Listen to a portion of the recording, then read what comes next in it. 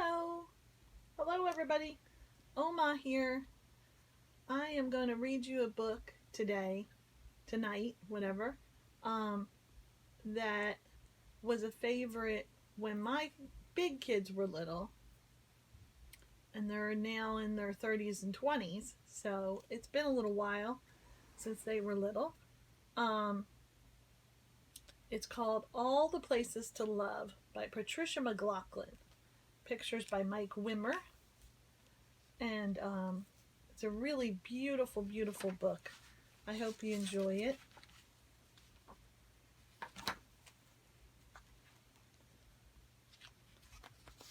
The first time I read it, I cried. So hopefully Oma won't cry this time.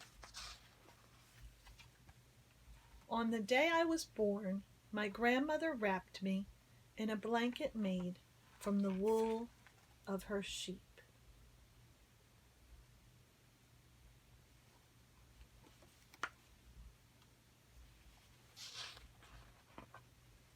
She held me up in the open window so that what I heard first was the wind.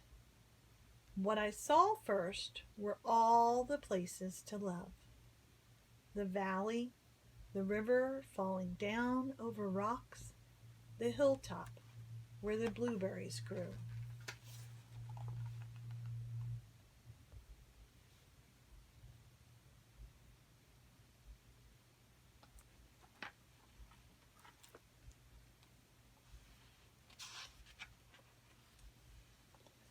My grandfather was painting the barn, and when he saw me, he cried. He carved my name, Eli, on the rafter beside his name and my grandmother's name and the names of my papa and mama.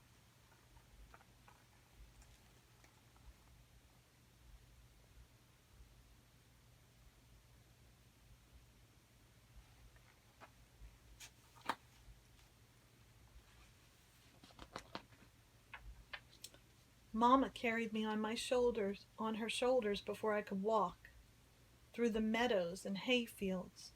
The cows watched us, the sheep scattered, the dogs ran ahead and looked back with sly smiles. When the grass was high, only their tails showed.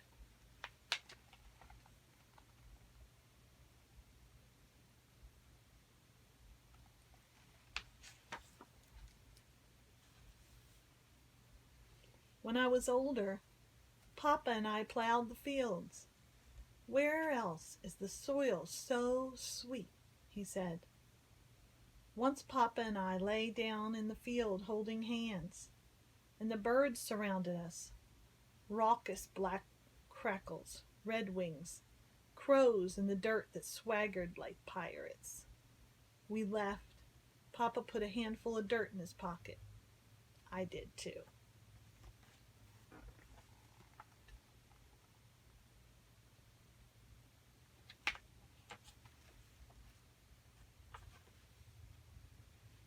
My grandmother loved the river the best of all the places to love. That sound, like a whisper, she said, gathering in pools where trout flashed like jewels in the sunlight. Grandmother sailed little bark boats downriver to me with messages. I love you, Eli, one said.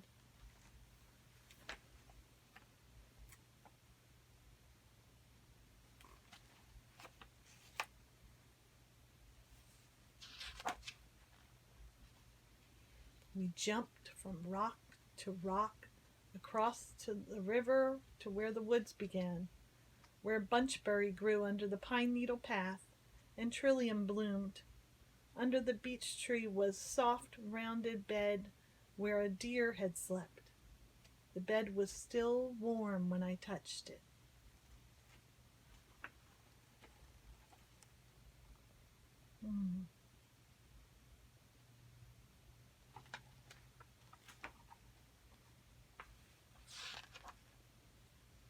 When spring rains came, the meadow turned to marsh.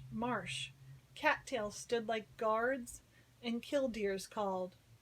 ducks nested by marsh marigolds, and the old turtle, his shell all worn, no matter how slow, still surprised me.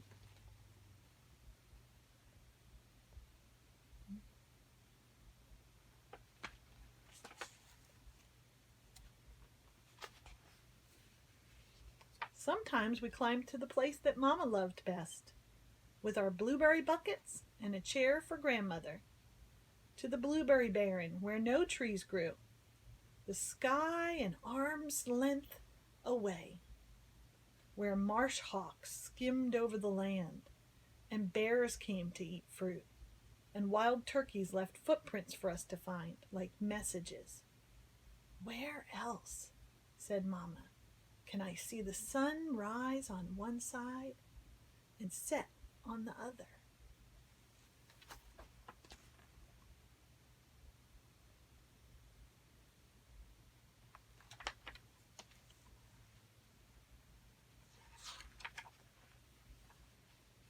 My grandfather's barn is sweet-smelling and dark and cool. Leather harnesses hang like paintings against the old wood, and hay dust floats like gold in the air. Grandfather once lived in the city, and he once lived by the sea, but the barn is the place he loves most. Where else, he says, can the soft sound of cows chewing make all the difference in the world?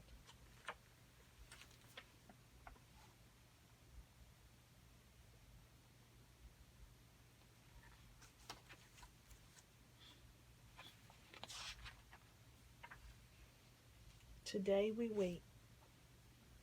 Him sitting on a wooden slat chair and me on the hay, until much later my grandmother holds up a small bundle in the open window, wrapped in a blanket made from the wool of her sheep, and my grandfather cries.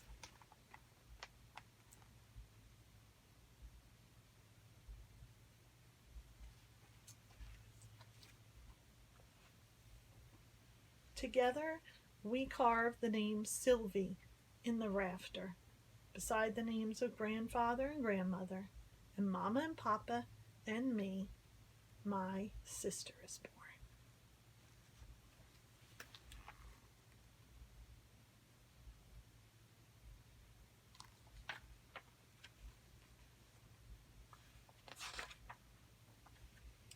Someday I might live in the city. Someday I might live by the sea. But soon I will carry Sylvie on my shoulders through the fields, and I'll send her messages in small boats, and I will watch her at the top of the hill trying to touch the sky, and I will show her my favorite place, the marsh, where ducklings follow their mother like a tiny tumble of leaves.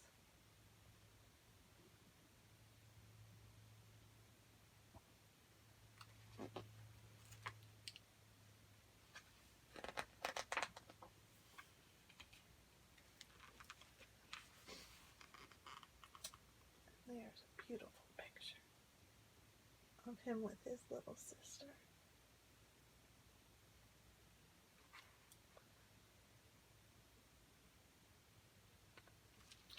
That's the end. Okay. Love you guys. I almost made it through all. Oma loves you. Mwah. Don't forget to subscribe and give us a thumbs up, okay? Bye-bye.